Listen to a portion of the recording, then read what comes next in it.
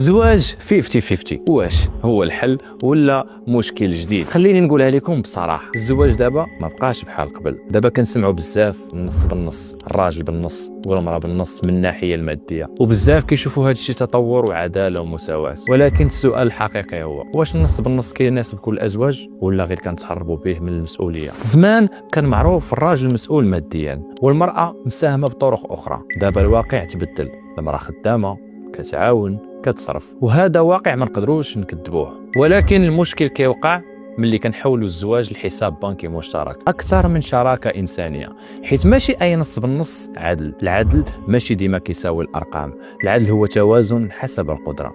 الا الراجل كيطلب النص بالنص في الصرف ولكن مازال باغي القرار بوحده وباغي الطاعه بوحدها، راه هذا الشيء ماشي شراكه، راه تناقض. وحتى المراه الا كانت باغيه الاستقلال المادي ولكن ما باغياش تتحمل المسؤوليه، راه حتى هذا ماشي زواج. الزواج ما كيخدمش بالقانون ديال انا درت هادي انت ديري هادي، كيخدم بالقانون شنو نقدر نعطي انا اليوم باش هاد العلاقه تبقى واقفه لغدا. كاين علاقات ناجحه بالنص وكاين علاقات فاشله رغم الراجل داير كلشي بوحده. الفرق ماشي في الفلوس، الفرق في الاتفاق والوضوح والاحساس بالمسؤوليه. وفي الاخير الزواج ماشي صراع الادوار ولا معركه ارقام، الزواج شراكه خاصه العدل ماشي الحساب. دابا قولوا لي، واش كتامن بالزواج النص بالنص ماديا ولا كل واحد خاصو دور واضح؟ كتبوا لي الراي ديالكم بصراحه وخليوا النقاش مفتوح.